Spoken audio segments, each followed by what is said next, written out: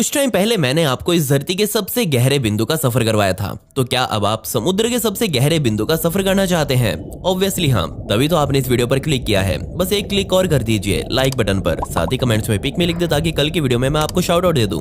चलिए मेरे साथ नीचे चलते हैं समुद्र में सबसे पहले घुसते ही आपको बहुत सारी हलचल दिखेगी और वो हलचल है बिल्कुल सतह पर रहने वाली छोटी बड़ी मछलियों या फिर जीवों की। यहाँ पर आपको कभी कभी लोग भी तैरते हुए दिख जाएंगे। और चलिए थोड़ा और नीचे चलते हैं। तकरीबन 65 फीट की गहराई पर आपके सामने एक बिल्कुल ही नई दुनिया आ जाएगी।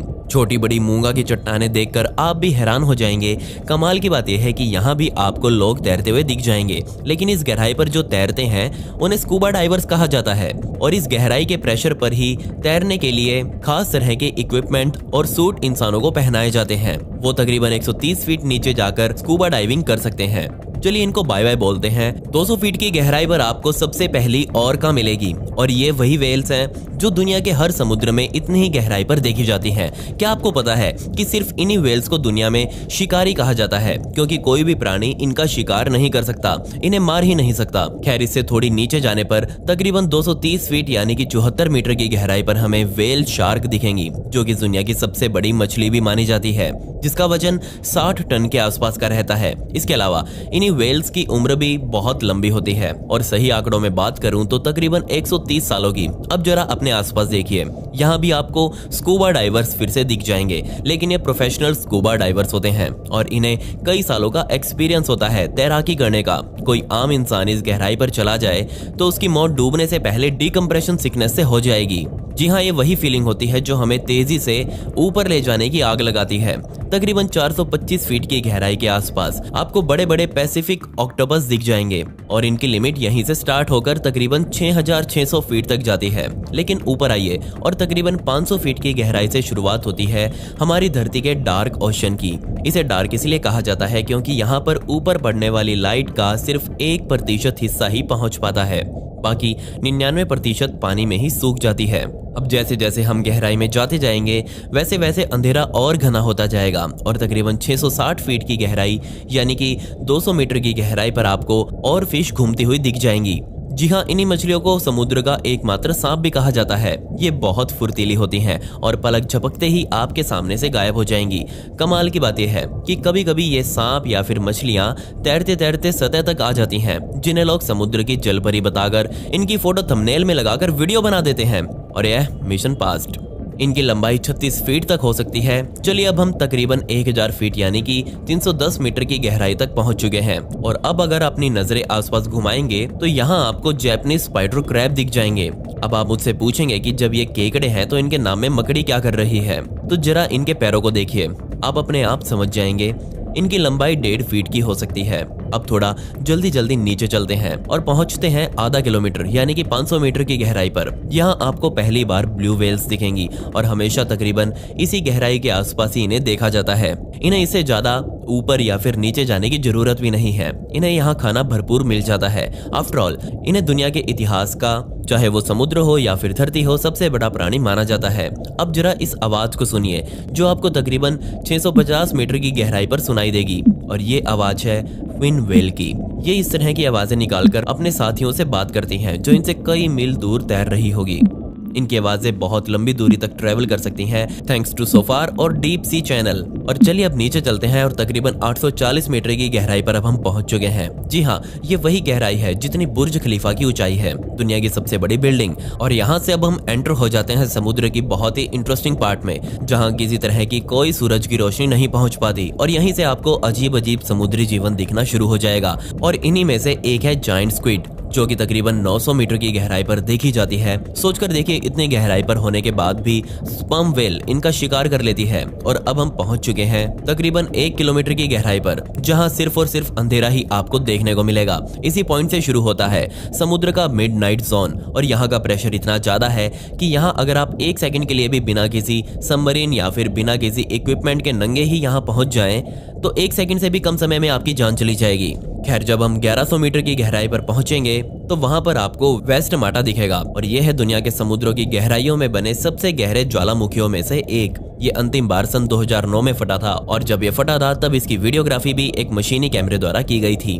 तकरीबन 1300 मीटर की गहराई पर हमें सबसे पहली बार ग्रेट व्हाइट शार्क दिखेंगी। आमतौर पर इन्हें इसी गहराई पर रहना सबसे ज्यादा पसंद होता है। इनकी आंखों की रोशनी बहुत कमजोर होती है और ये हमेशा अपनी सुगंध के सहारे चलती हैं। ये किसी और प्राणी की सुगंध भी कई किलोमीटर दूर से ही सूंघ लेती हैं। और इसके साथ ही यहाँ पर आपको लेदर बैक टर्टल दिखेंगे, जो कि दुनिया के सबसे बड़े कछुए माने जाते हैं।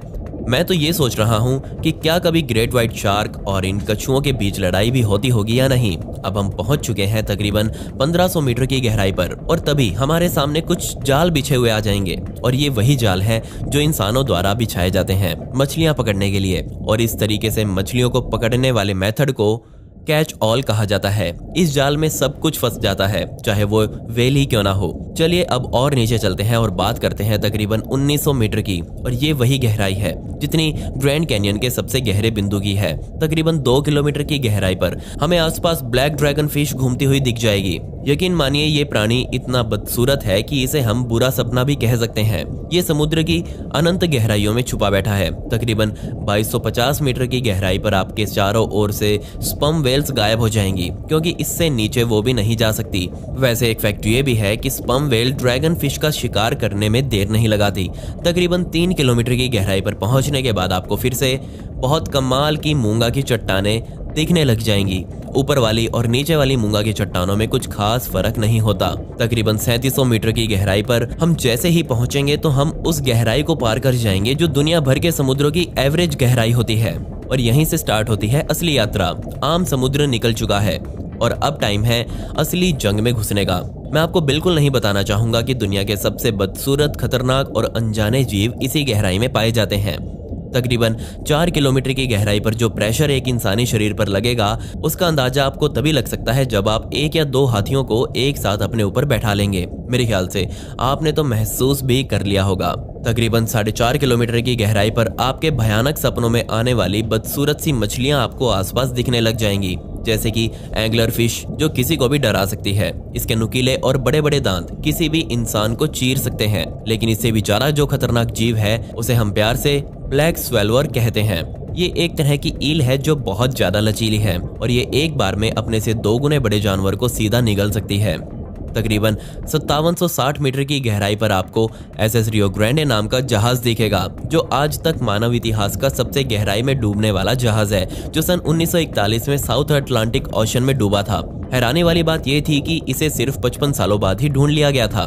तकरीबन 6000 मीटर की गहराई से शुरू होती है मैरियाना ट्रेंच। ये जगह इस धरती की ऐसी जगह है जिसे इंसानों या वैज्ञानिकों द्वारा लगभग ना के बराबर देखा गया है। इसलिए दुनिया का हर वैज्ञानिक इसके बारे में जानने के लिए उत्सुक रहता है। और अब सवाल है कि मैरियाना ट्रेंच की अंतिम गहराई वाले बिंदु में आखिर क्या है। वो बताने से पहले मैं आपको कुछ और बताता हूँ। जैसे कि तकरीबन 8 किलोमीटर की गहराई पर आपको स्नेल फिश मिलेगी, जो कि समुद्र की सबसे गहराई में पाई जाने वाली मछली है, क्योंकि इस पॉइंट के बाद आपको कोई मछली दिखाई नहीं देगी। कमाल की बात यह है कि ये मछली पूरी तरह से ट्रांसपेरेंट होती है और इसका शरीर बेहद पतला सा। मुझे तो समझ नहीं आ रहा कि ये छोटी सी मछली इतने प्रेशर को कैसे झेलती है।